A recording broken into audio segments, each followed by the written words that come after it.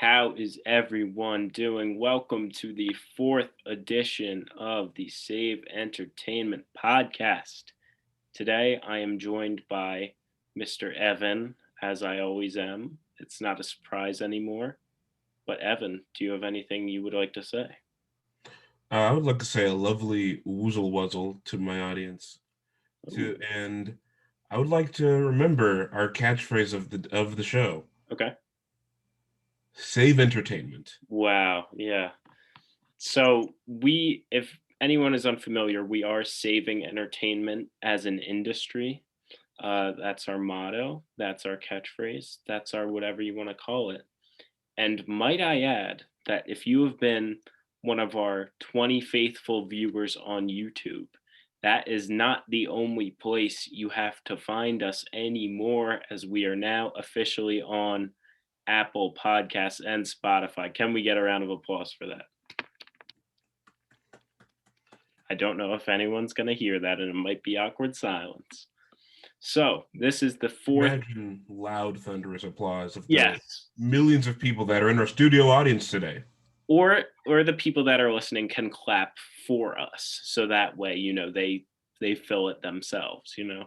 That's If you're another. listening now, go back about 60 seconds, fill Mhm. in that clap, please. Yes, thank you for your service as our faithful viewer. So today I guess we've got a jam-packed show, but isn't every show jam-packed, Evan? I'd say every show is jam-packed. Right. uh Active jam. yes, or jelly, as some would call it. As I wouldn't call it. This is an Americo-centric podcast. Okay.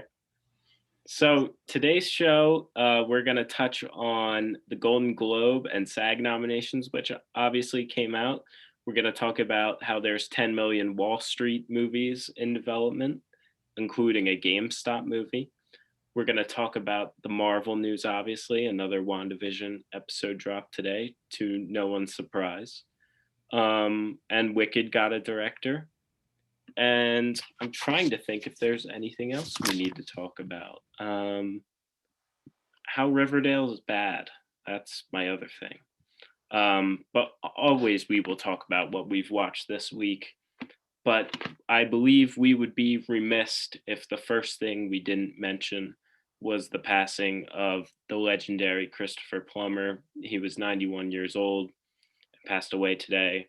Obviously, thoughts and prayers to his family. Evan, do you have any thoughts? Because you've probably seen him in more movies than I have. Well, just that he's a anyone who loves to watch some, especially older films, Hmm. know that Christopher Plummer has been a legend throughout his entire career. He, famously brought us Captain Georg von Trapp in The Sound of Music, which is a timeless classic. And still, just the other year, he was featured in Knives Out. Hmm. Even another excellent performance there, probably capping off his. That's that's over 70 years, and that's just his most famous works. Hmm. So, just truly a man of great legacy and someone who will dearly be missed.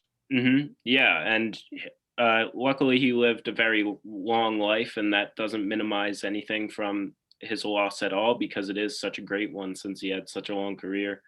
The two movies you mentioned, Sound of Music and Knives Out, are probably the only movies I've really seen him in. But that doesn't take anything away from his performances in those, because I love The Sound of Music. I was in it in the seventh grade, with a squeaky voice singing 16 going on 17. You could probably find that footage somewhere, aka on a DVD in my house. Come find me if you want to see it. And Knives Out is probably in my top 10, almost top 5 favorite movies ever. I've seen it, 3 times in the last year, probably. It's such a fun film, and he's what really pulls it all together. The movie almost centers around him and his performance. So certainly a great loss, and a man that I think everyone's going to miss seeing on their screens. Anything else Or before here. on him before we move on, Evan? Uh, so what a tremendous actor. My personal favorite film that he was ever in is of a little, not a little known fact, but he famously provided the voice of the antagonist in the film Up, which classic to me. Mhm. Uh, the older navigator who got lost in the woods and was recently found, just an amazing talent. Mhm. Yeah, I had never known that he did the voice of that character enough. So certainly voice actors are something I think, people need to pay more attention to because, there's so many hidden great performances in those since we don't obviously see them. But yeah, again, Christopher Plummer, rest in peace. So it's been a pretty big week in the world of entertainment if you follow movies and or television, and that is because the Golden Globes and SAG Awards announced their nominations for the Golden Globe Awards and the Screen Actors Guild Awards. Evan, anything to add besides how knowledgeable I am for knowing the name of SAG in full? Well, it's quite a big acronym. It's Mm, got three words, two of which are entirely pentasyllabic sure. or multisyllabic, and more than one syllable. Hmm.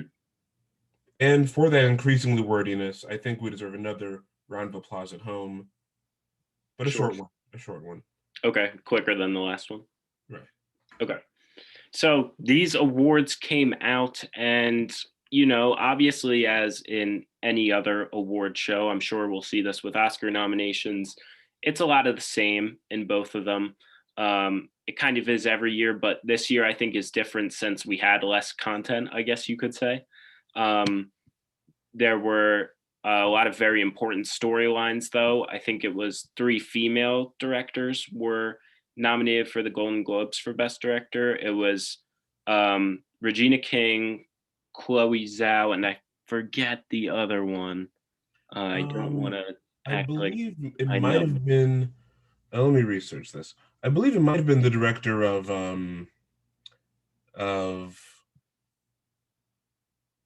Promising Young Woman. Yes, Emerald Fennell. Yes, yes. Yes. So those were the three nominated for Best Director Motion Picture.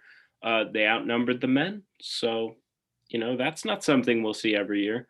Of course, the other two, Aaron Sorkin and David Fincher, big names in the world of entertainment. Um, And Other it's nice that news. we have three directors, although there are, of course, story directors, but directors who can challenge, two of the uh, biggest names in filmmaking. The Mhm. amazing David Fincher, well-known writer Aaron Sorkin. So Yeah. I think this could be a positive turn, perhaps, I, or a signal of a positive turn. Yeah, I agree. We're starting to see this more, I think, with not just gender, but race in the nominations, and that's never a bad thing. More inclusion for other people, as the same old is the same old, same old. Chadwick Boseman made history as he had four nominations, I believe, across Golden Globes and SAG Awards. So that is great to hear. Boseman obviously talking about recent significant losses, also up there. I think that was just almost a year ago, exactly, wasn't it? Um, I believe it was more towards the end of 2020, like Right, right. summerish. So Feels just like such a yeah, dour. it's been such a tough thing to deal with for everyone. I think that's fans of movies and or Marvel. Such an icon. But glad to see that he got those nominations. I will confess I haven't seen those movies he's in, but what I don't want to see is people making the arguments that he's getting those nominations due to his passing. People like to bring that up when they talk about Heath Ledger in The Dark Knight. Uh, don't take anything away from their performances just because they get nominations that are posthumous. They're legendary actors, both in their own right.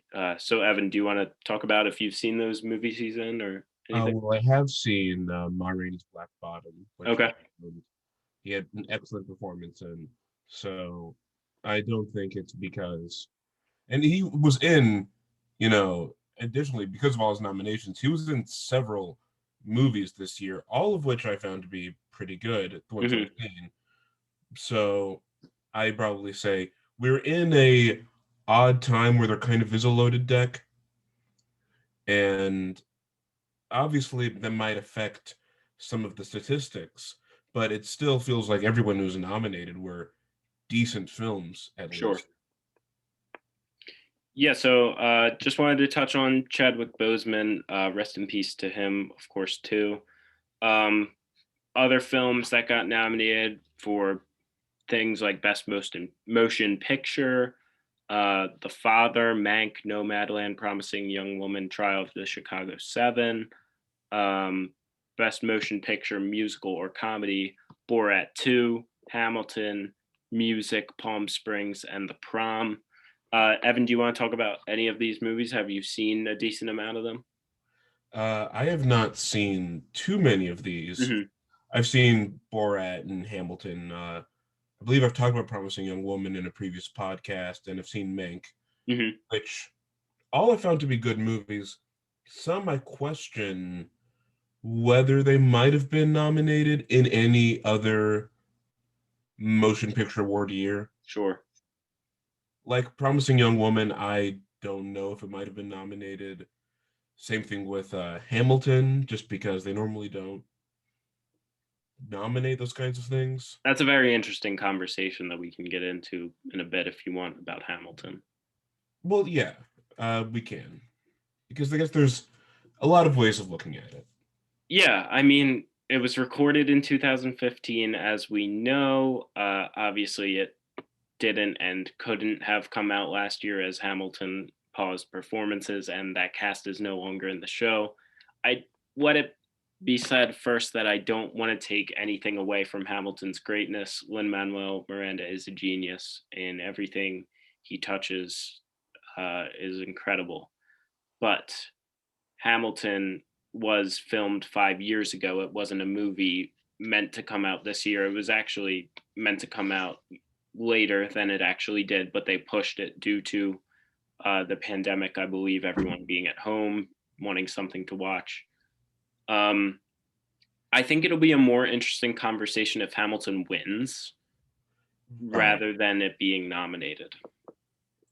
And I mean, my question is that this isn't a recent development in film. PBS has been doing their great performances all the time. Hmm. And I wonder if, none of those have been nominated ever, even though there's been some excellent plays. Hmm. So this feels way more like a lack of choices thing to me. I would agree. Except Yeah, for The I mean, Prom, for a musical that got, from what I've seen, pretty limited critical reception,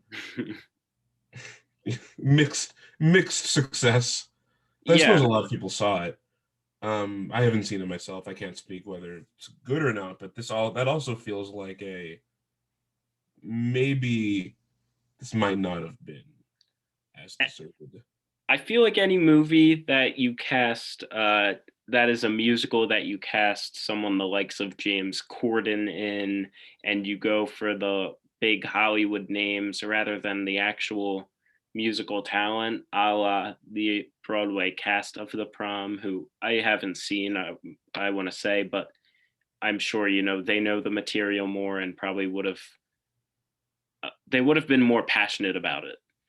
And I'm automatically less inclined to see that movie for that reason. I haven't heard good things about it. James Corden actually got a nomination, which people are pretty sour on, and I would like to say that's probably for good reason.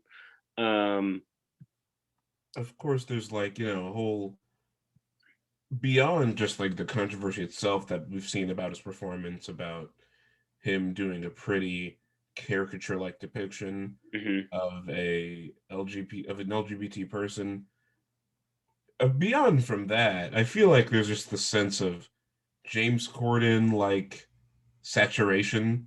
Yes. I remember when sitting in for the audience of the movie Cats, which I'm proud to say I've seen in the theaters twice. Claps I for do that one, remember might when I say. watching that, you could count, I think, 3 other James Corden like animated family films that were coming out in that exact year. Hmm.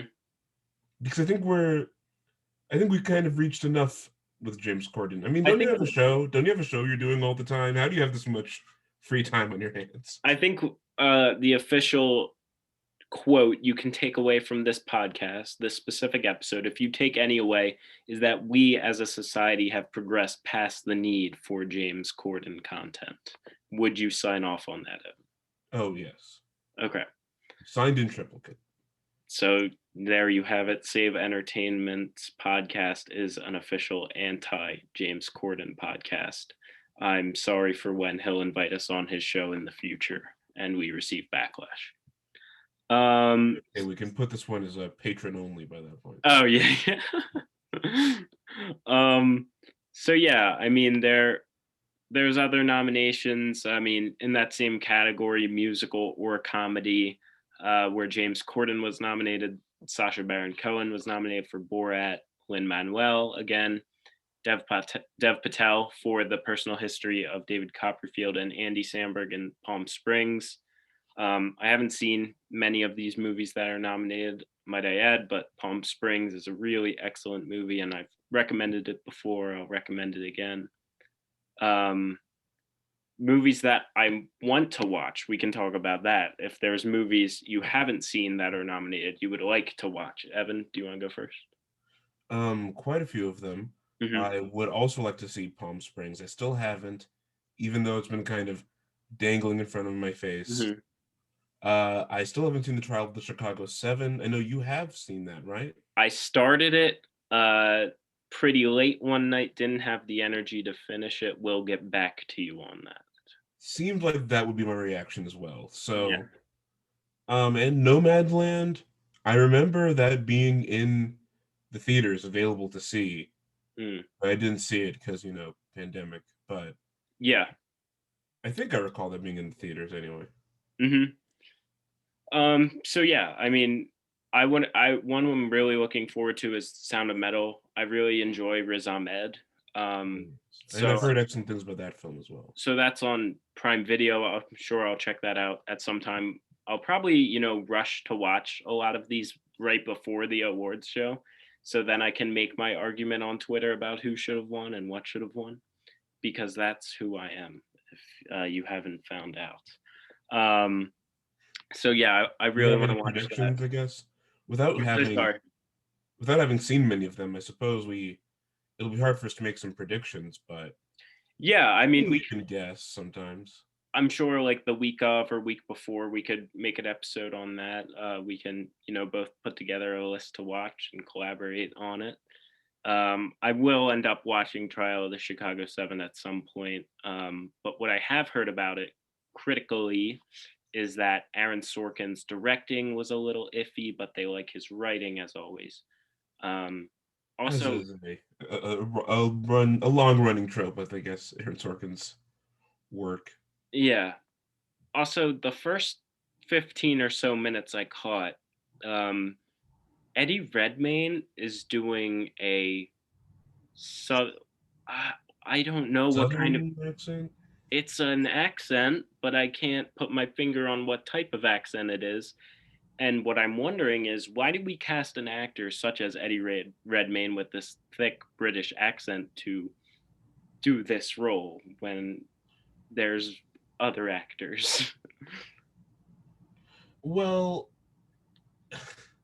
I feel like, I mean, he's an excellent actor. I'm sure Yes, yes, when yes. you get sometimes the weird accent, like the weird voice. I remember people talk about in Lincoln how Daniel Day-Lewis had that weird voice for best actor, but he came through it anyway.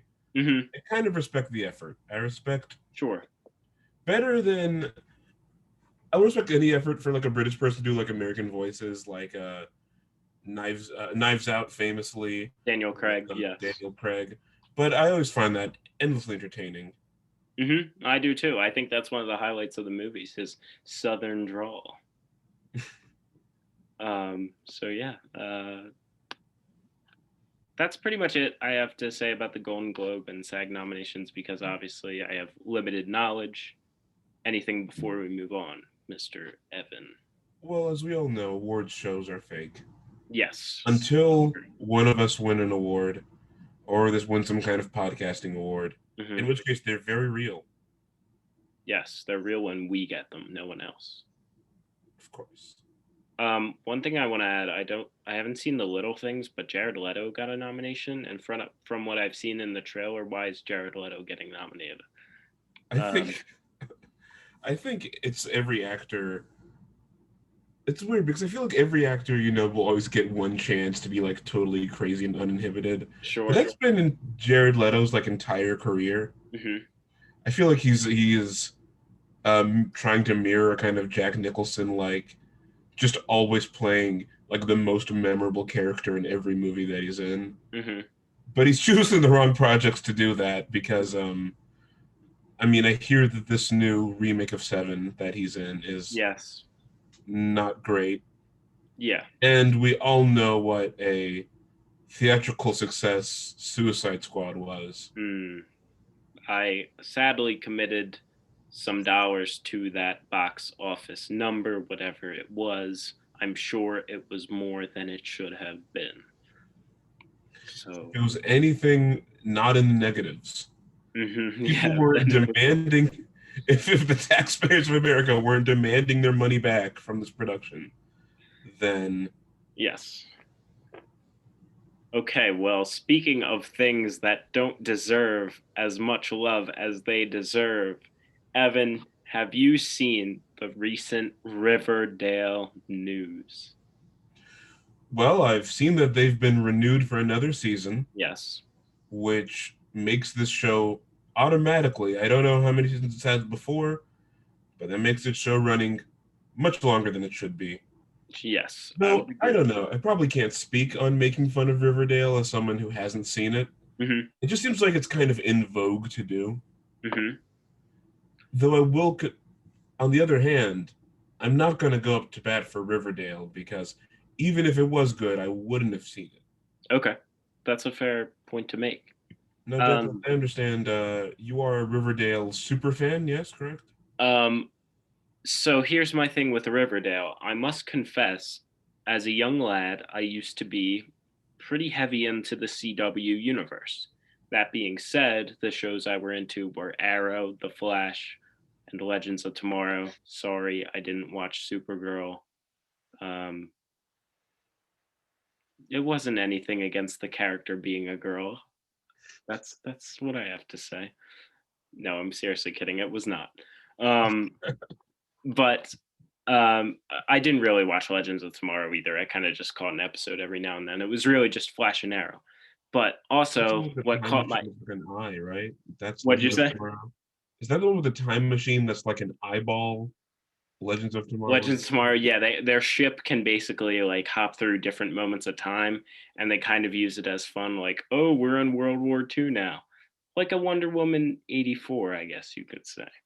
Which will come into our discussion later when we talk about WandaVision, of course. Oh, okay, teaser. Um, so as I was involved in this CW cinematic universe, I guess you could call it, there was a trailer for Riverdale, which was starting, and I was pretty intrigued. And as I did grow up on Disney Channel, as most people our age did, when I see Cole Sprouse is returning to TV, I got pretty interested. So I watched the first season. I don't really remember much of it, but I think I did like it. And then I caught a couple episodes of the second season and was no longer interested in continuing my watching of this show. And I've heard I got out at the right time, might I add. Um, Anytime your main character is supposed to be a ginger and they dye his hair every season, so he is a ginger, that's a bad sign for the show, I think I would like to say. Maybe KJ Appa's really talented. I haven't seen anything he's in. But the new Riverdale trailer for, I guess their new season already started, but they did get renewed. Um, Archie is going to war. they take a 7-year time jump because they have now graduated from Riverdale High. And when they say Archie is going to war, he's battling on a football field. So clearly it is dire circumstances. Um, Evan, would you go to war on a football field? Yes, I would. Okay. I mean, did you see that game last night? It was much like a war, Sure. Yeah. as sports generally are. Go sports. Um, put a baseball video on the YouTube channel, by the way, because we cover all things entertainment. So check that out. Hashtag ad. Um, so uh, it is hilariously ridiculous what they're doing with this show, even though I'm not watching it. But I'm at the point where I kind of want to watch it just to check out what's going on, because Right. they're doing stuff with all these characters in this time jump they're having. So if I watch some of this, I will keep you updated. I agree in that, like, you, from the concept alone, Hmm. I was already pretty hooked. For the longest time, didn't believe that this wasn't a parody. Yeah. When they said, "Oh, it's a dark and gritty show based on Archie comics," even when they did get serious, the most important thing of those things was that, "Oh, I don't have enough money to buy a malt." Hmm. But I think Archie did go to war or Really? something back in the old one. I have no idea. I know he met Predator, but Okay. if that was the show they That did, would if be a they started twist. doing that stuff in Riverdale, that would be great. Yeah. But from the start, because I was realizing that, as I was realizing this is a serious project made by serious people, I thought, okay, I have to watch this now. It's Yeah. gotta be. But I have yet to. I know they've got the whole Archie gang in there. They've got Jughead, they've got Ethel, Hmm. and others, I imagine. Yeah, they have yeah, Jughead, Veronica, Betty, Archie, those are characters in the show. So if you watch us for our Riverdale content, which is pretty vast, might I add, you're welcome. Other CW shows that got renewed: The Flash, Legends of Tomorrow, and Batwoman, I believe. I watched the first 3 seasons of The Flash, loved the first two, did not love the third, but happy to see it get another season because the cast is pretty good. So that's all I have to say about them. Should we stick with superhero esque storylines, Evan? I think so. We should. Definitely. Well, it should be no surprise that a new episode of WandaVision released on Disney Plus today. We're not going to talk about this one as much in depth as we have the other four, I guess you could say. But I really like where the show's going. Spoiler warning, uh, for anyone that hasn't seen it, there are some big things being introduced to the Marvel Universe. Evan, thoughts on the latest episode? I did probably find that this one was the best one Sure. by, and it was also the longest, but I Yeah. didn't really mind it. I didn't mind it this time. The other times I remember being kind of freaked out when it said 30 minutes and then it had 10 minutes of credits, which Yeah. was bizarre. But Hmm. I think with this one, we dip into what I said they probably should have gone a bit further to, into some of the more meta psychological horror aspects. Hmm. And they dipped their toes in it this time, which I really enjoyed. Yeah. I kind of wish they had committed to the bit a bit more Yeah. and maybe went a bit deeper, a little bit more horrific. Hmm. It's still every like time, a lot of times they'll try to do things that raise the tension and they just immediately break it. Like Yeah. when you see Scarlet Witch forming the heat in her hand, it kind of breaks the tension because it brings you right back into fantasy wacky superhero land. Hmm. The same thing with spoiler alert for the end, but of course, Quicksilver returns. Mr. Evan Peters, not Aaron Right. Taylor Johnson. And of course, they make a reference. Oh, she recast Pietro, Yeah. which again, that's supposed to be a dramatic moment, I imagine. But when you see that, the initial response is, "Oh, it's a funny meta joke. Hmm. I think had they committed to it a bit more, had they kind of stayed, honestly, I feel like even if they just stayed tonally inconsistent, that could work for a project like this. Mm. I just think if they'd done with more intentionality, I think I said before that this show is Marvel having its cake and eating it too. And those two sides of the show don't really work out very well. Yeah. My biggest issue is that the sitcom parody, the suburban life satire, was pretty superficial and it's kind of passe. I mean, Pleasantville came out like what, 23 years ago?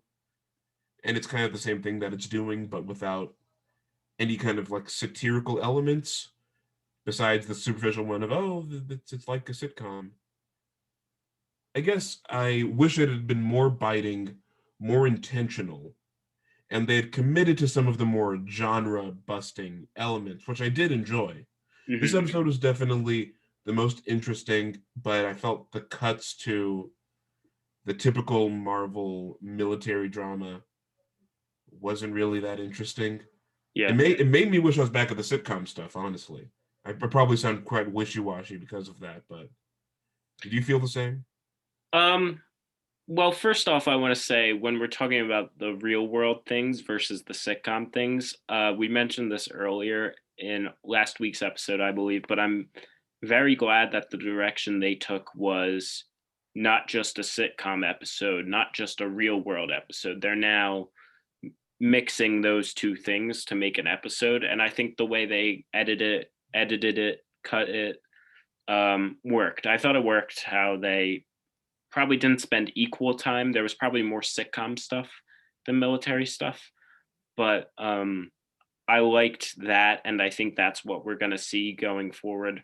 Perhaps even more or less sitcom stuff, as you know, they're probably going to get them out of this. They're not going to be stuck in this forever. I think that's the end of the show. That's where it's going.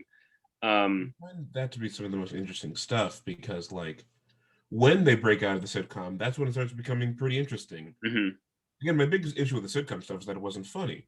yeah, It wasn't very funny, and that kind of lended itself to be not very clever, not very witty, not a very smart take on sitcoms. It's more just a sitcom being played to us unironically. yeah, That's how it felt.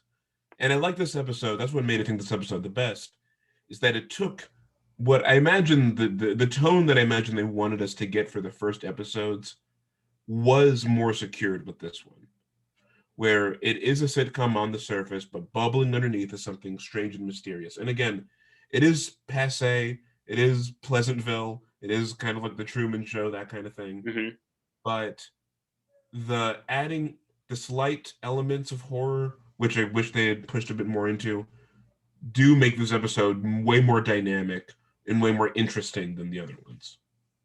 I would agree. Yeah. And obviously the big cameo, which we mentioned of Evan Peters, I guess he'll be in the show now moving forward. It'll be more than a cameo, was something that's very important because does this mean now we're going to get the same actors who are in those X-Men Fox movies?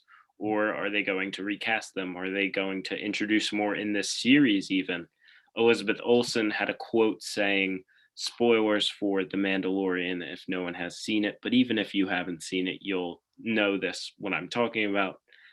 At the end of season 2, we have a de-aged Luke Skywalker show up, and Mark Hamill is credited in the credits. Elizabeth Olsen stated that there's a Luke Skywalker level cameo for WandaVision coming later in the season. I guess it probably wasn't Evan Peters, as he's not just a cameo, I would imagine. So I think, if you let your theories fly, it automatically would go to one of the X-Men actors since they're now introduced. Someone we've already seen in the Marvel universe probably would not be a Luke Skywalker level cameo unless it's someone coming back from the dead.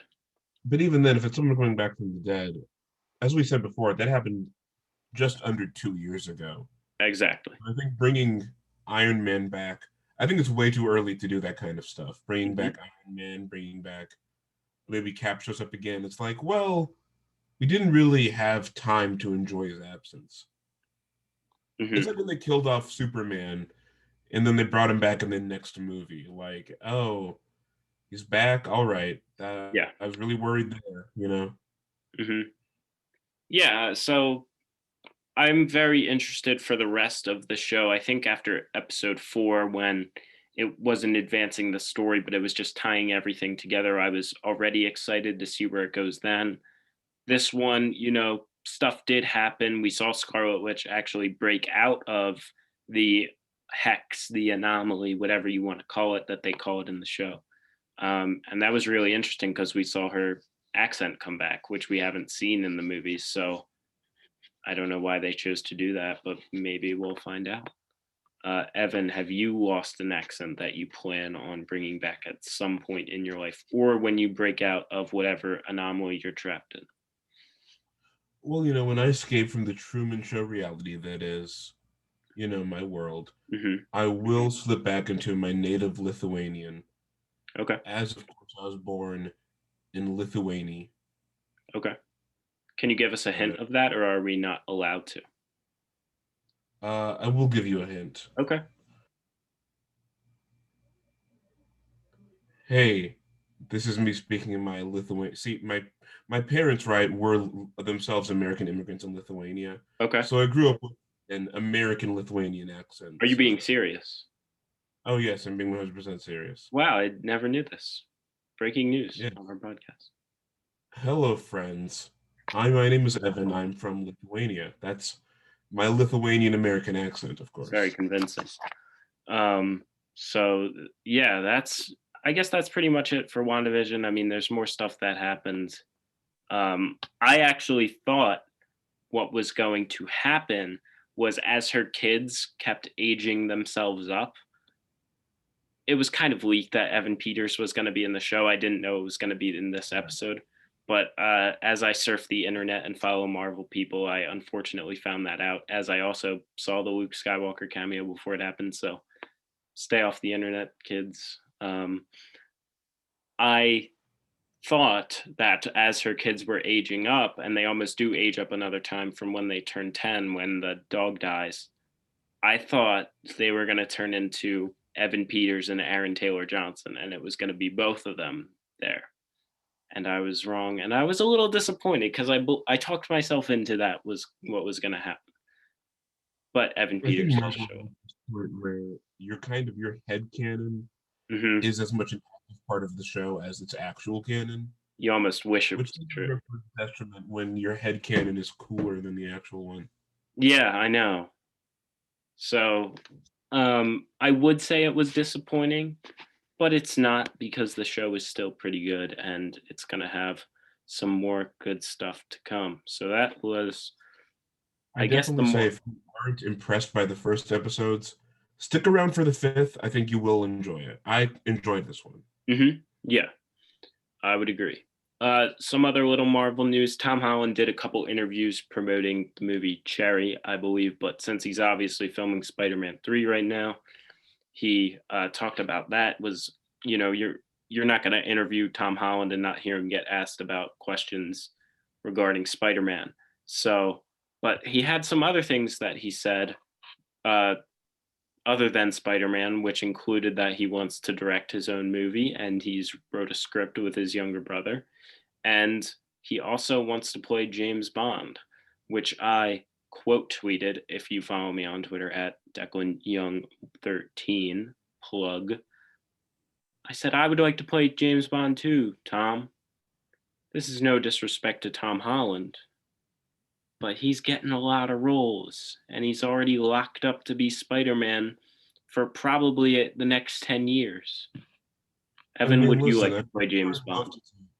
I'd love to see a James Bond reboot where James Bond, for some reason, is like 17 years old, but still Yes. going on these globe-trotting missions. But I must agree with you there that, as we spoke about in our Willy Wonka episode, Hmm. I think we're kind Our of getting a most little famous Hollywood. episode. Of course, right. Hmm. Our famous episode on Wonkagate, but Hmm. our we've kind of getting a bit Hollanded out. Yes. Just like how I think we're about to get a bit Chalamet out. Yes. There were other young British guys. I mean, even Taron Egerton, at least he's like, I would of love course, that. this isn't any official announcement. Of course, it's Tom Holland expressing his interest. But I will say, I think we've now reached this kind of point where a lot of times, I sometimes wonder if these are just when celebrities just say this in interviews. It's like, all right, test the waters a bit, see Yeah, see how people respond.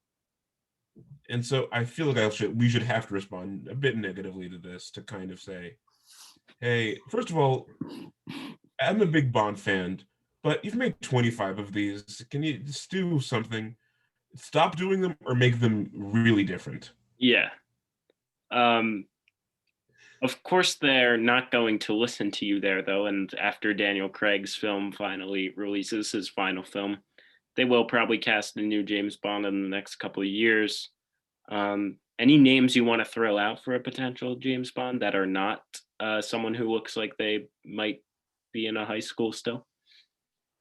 Well, I said Taron Egerton earlier, which Hmm. might be, again, normally they cast, I think the most high profile Bond before he was cast as Bond was maybe Pierce Brosnan. Sure. But even then, he'd become famous through like a Bond like character. Hmm. So maybe Taron Egerton, but maybe his name is a bit too big, Yeah. perhaps. Also, Kingsman, somewhat similar to James Bond regarding spy movies. Right. But then, in that movie, he's not like James Bond. Yeah, He's he is. different from, Yes, so which I kind of it like. would be kind of weird. You're right. That's one of the things that's kind of charming about Kingsman. So that's kind of my another question I have is that with stuff like Kingsman and whatever, we've kind of seen the new spy genre itself being because the original spy genre, it came out, and then of course people did parodies. People did, the '60s Batman was kind of a parody, Austin Powers, all that stuff. And so, recently you've seen a kind of shift in the kind of espionage action thriller genre to be more brooding, a bit more serious, a bit more realistic. And now that itself is already getting parodied. People are already. So I think what's next for Bond is I think they'll have to, maybe they will cast a Tom Holland. Maybe they'll make really young Bond. Like he's just come out of being a Navy commander and is just starting becoming a spy, I guess. That could be interesting, but Yeah. Um, of course, too, when things like a new James Bond get talked about, the internet's already talked about them. And Tom Holland is certainly not the first actor to say he would like to be the next one. Some other people I just want to throw out there, I think Idris Elba would be really cool. Um, because if you've seen Hobbs and Shaw, he's awesome in that. He is fun to watch. Tom Hiddleston, too, if you're not too busy with Loki. I'd like to see that. Um, James Corden, if you're listening, James Corden with music. That's how they'll make them different. They'll have musical numbers in them. see, that's the new kind of energy we need. That We is. need to have a Blofeld who gets out of his wheelchair and starts tap dancing. Yeah. I think we just cracked the code, and I'm really proud of us. That was a team collaboration to come up with the new James Bond direction. I think that this is going to be a beautiful. I think, of course, Warner Brothers or Fox or whoever has the right to James Bond. Hmm. I think you should take us up on. We will write the next We screenplay. will. We have time. We have all the time in the world. We have. No Time to Die, would you say? Yes, I would. Were you going there and I stepped on your feet? I was gonna say we actually have A Time to a Kill, but then I Ooh. remembered A Time to a Kill was not a Bond movie. That was Hmm. A View to a Kill. A Time to Kill is a movie with Samuel L. Jackson. Hmm. Good. Well, we got there nonetheless. So, James Bond news, I guess. Um, okay, we'll hit our quick stories like we always do before we talked about what we watched this week. Wicked has finally gotten a director, the famed Wicked movie that has been in production for probably almost 10 years. And they have got John M. Chu who also is the director of In the Heights, I believe, which is coming to HBO Max in theaters this year. Um, Personally, I'm glad that they got someone that has done a musical before. So they probably saw In the Heights and it looks really good from the trailers. That's what I was going And to say. This is kind of proof that at least producers are looking at In the Heights and believe they've got a moneymaker on their hands. yeah, That's a good. so if you enjoy Wicked, which I've seen it on Broadway and I think it's a really fun musical, then that's good news, I think. And I'm looking forward to seeing who they cast. And if James Corden will be, he wouldn't be Fiyero. I think he would be the wizard. I was thinking he could possibly play Elphaba if Okay, I haven't heard much of his upper register, sure. but I'm sure if you wanted to, he's got those connections. It certainly seems so. Do you think James Corden even has an upper register? Well, if you've heard his if you have, as I have, Hmm. famous flex that I've seen Cats in the theaters twice. Hmm. You're very If proud you of that, have, might I add. I am very proud of it. Mhm.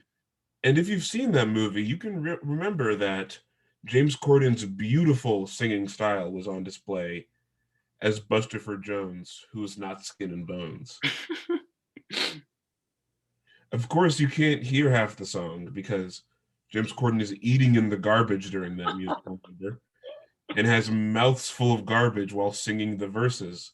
You can Oh, definitely hear through his garbled chewing and swallowing the beautiful mellifluous sounds of an angel. well, I mean, if you haven't seen Cats, I think Kevin just sold the movie to you. So what are you doing? Um, yeah, James Corden will be in the Wicked movie. We have the news first. Sorry at discussing film and the Hollywood Reporter and Variety. So yeah, I'm excited for Wicked. I hope they cast good people who are who have experience in musicals, Broadway, whatever. I think And possibly they're probably going to cast maybe a.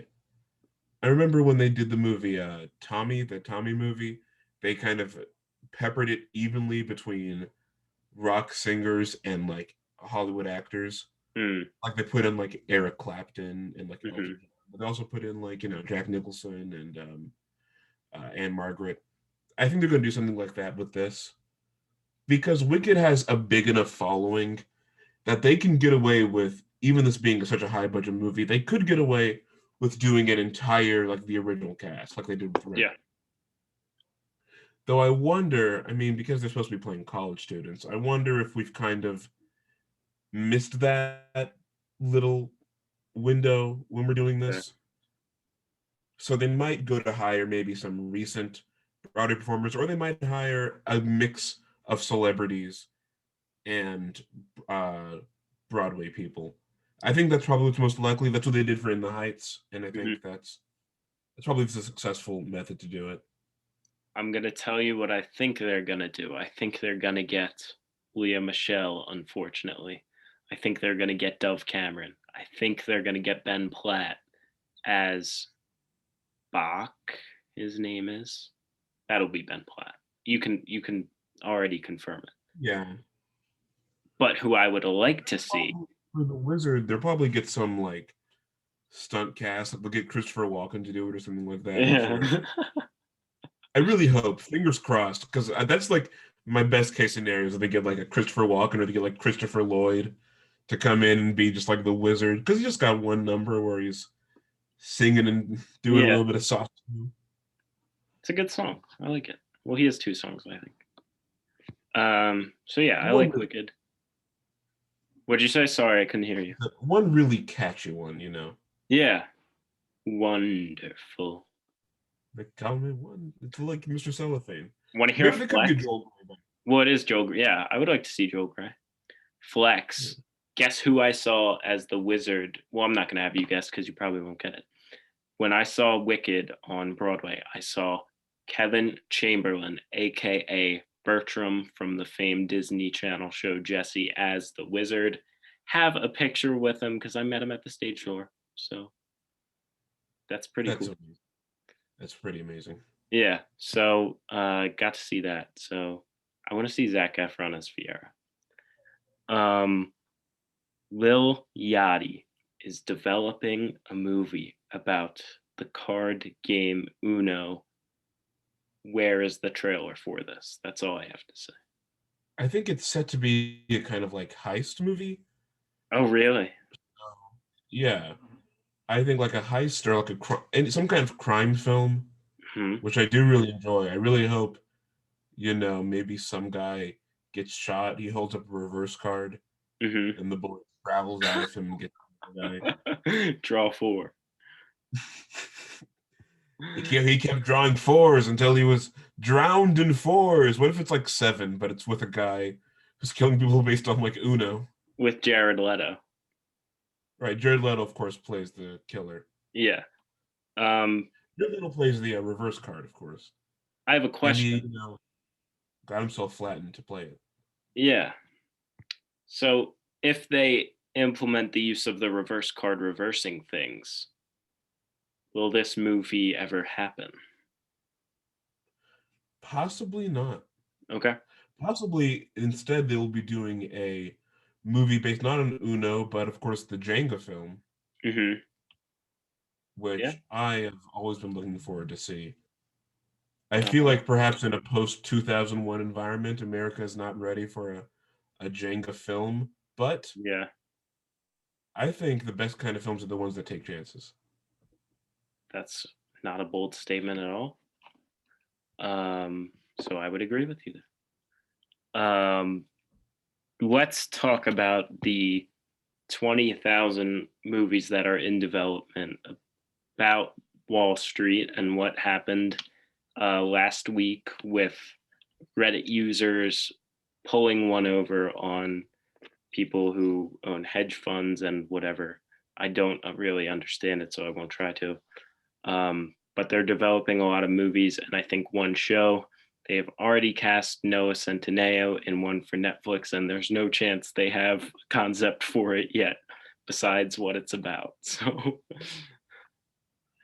See, I'm kind of curious because it's not like it was really set off by one guy yeah. on it was a lot of people like simultaneously working together to perform a very massive short squeeze. Hmm. Of course, if you don't know about shorting or about hedge funds, I recommend Adam McKay's The Big Short. Okay. Or like, just he's just know like the simple basics. This isn't an economics podcast, but We can we've got confirm that.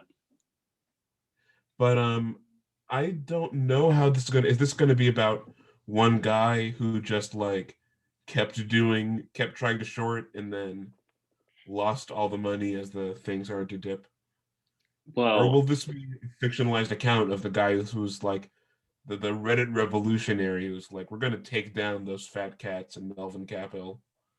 And because then it wouldn't be true. There wasn't just one guy, it was a coordinated effort of a lot of people, but that's the only way I could see you making a story out of this. I would agree. The most interesting thing for me, I think, is the fact that they already casted Noah Centineo as if he has any idea what the stock market is. Now, what I would like to see is if they make the movie about him trying to understand it, I would probably check that out. I'm not a fan of him. I don't think he's a good actor at all. I think we I know why never he's saw. casted. What was he in? Was that the Kissing Booth or was it To All the To Boys? all the Or boys. he was in To All the Boys. So Um, it'll be to all the hedge funds I've ever screwed over. Maybe he'll be like a young hedge fund manager. Maybe he'll play Elon Musk, That a I would love. 60-year-old Elon Musk. Yeah. So, I mean, yeah, they're making a lot of movies about that already.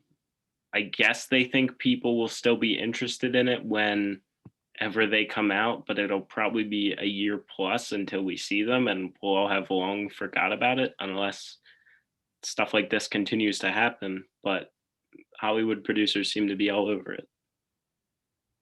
I mean, it's funny that it happened. Hmm. It is. Mhm. very funny that it happened.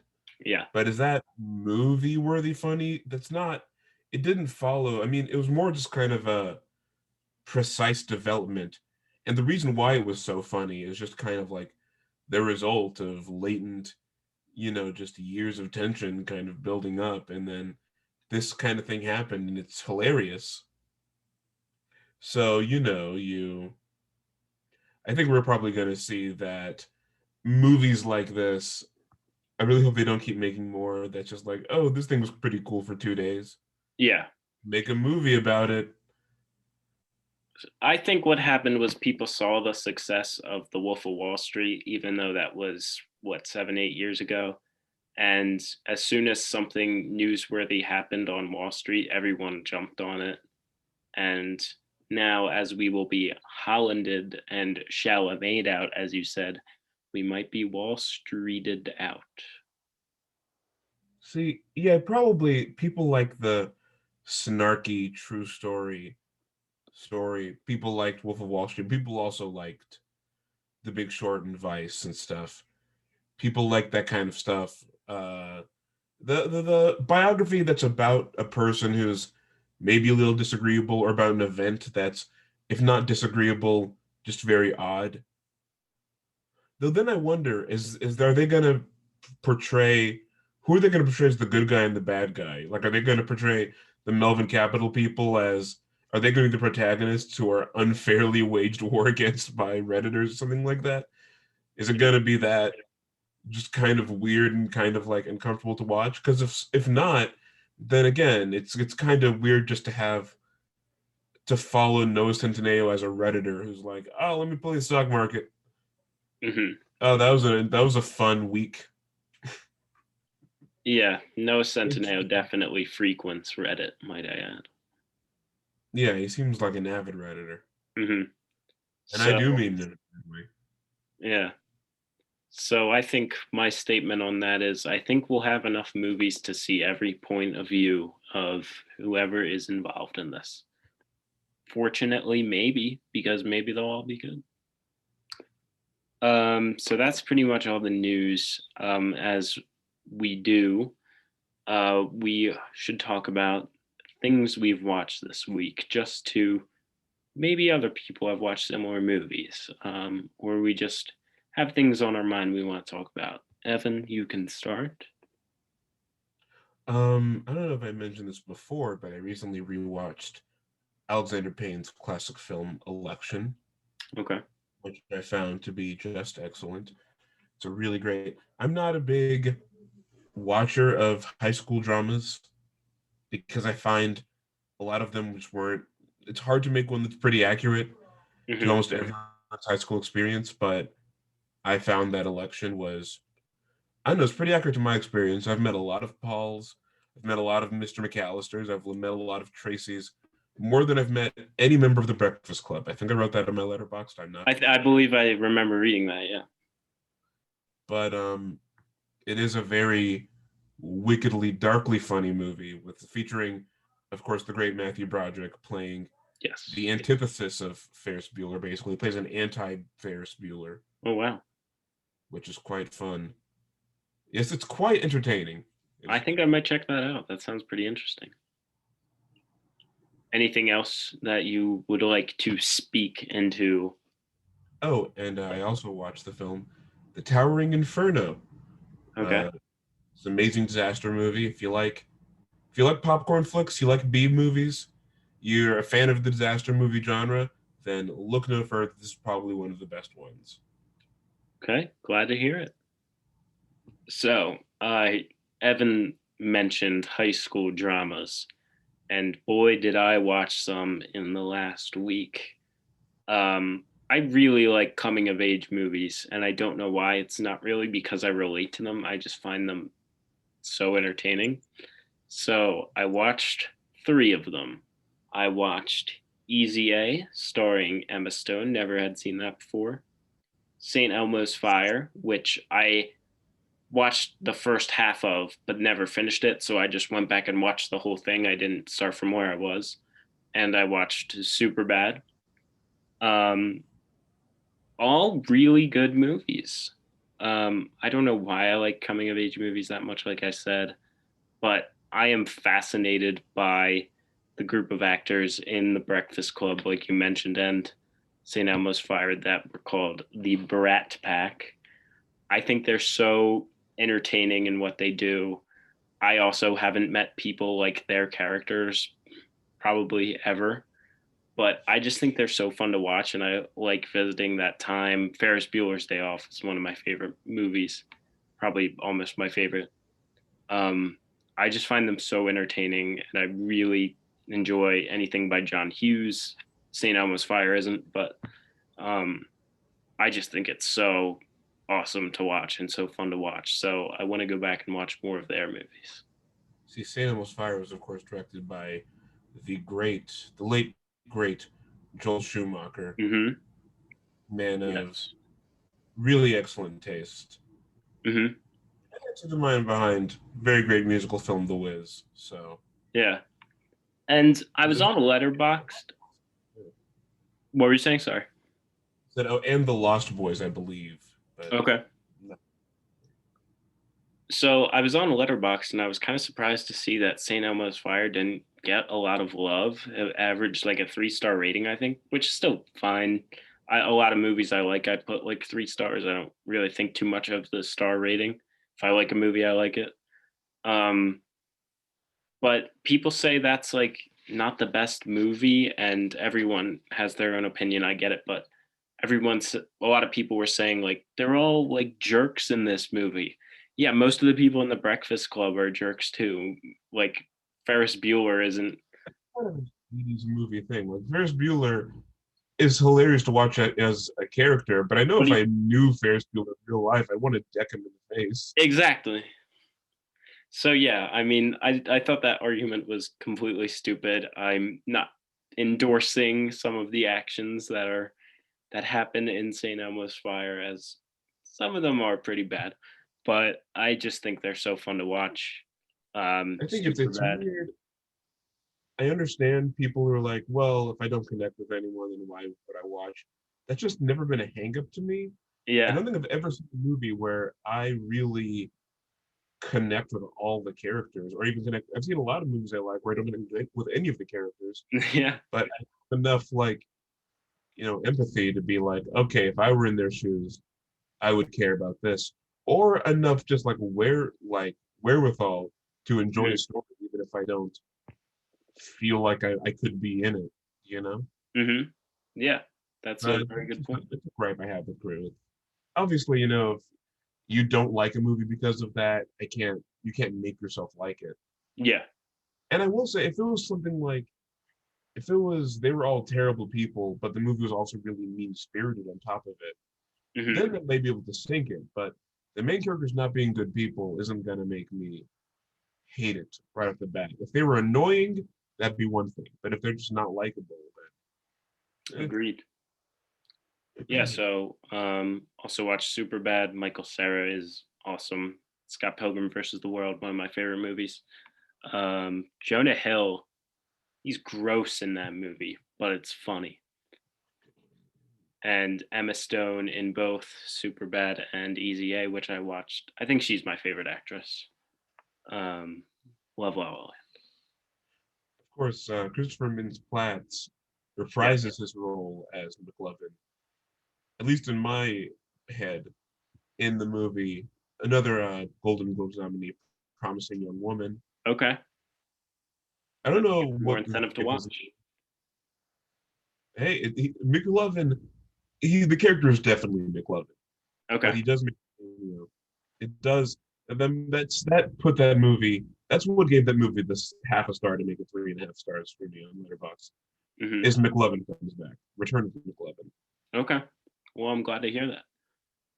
Things coming up I want to watch. Malcolm and Marie dropped on Netflix today, starring Zendaya, John David Washington. Might check it out, might not. You'll find out next week.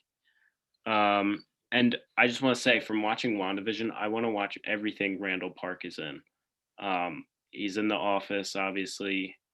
There's something else he's in I've seen that I'm forgetting besides WandaVision.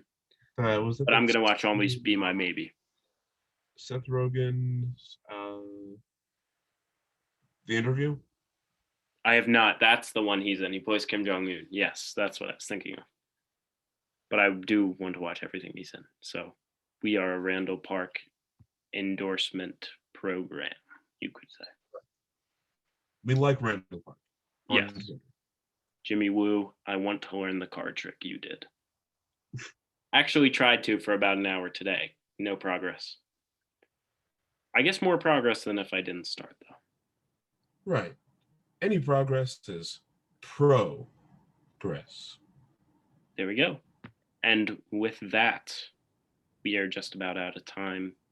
Evan, any final thoughts before we hit the stop recording button and upload to Apple Podcasts and Spotify and YouTube? Just make sure to follow us on Twitter and on Letterboxd if you'd like. Mm-hmm. Always in the description of the YouTube videos. And remember, our not slogan, yes title. Make sure you're saving entertainment. And that is the 4th edition of the show. We'll see you next week, everyone.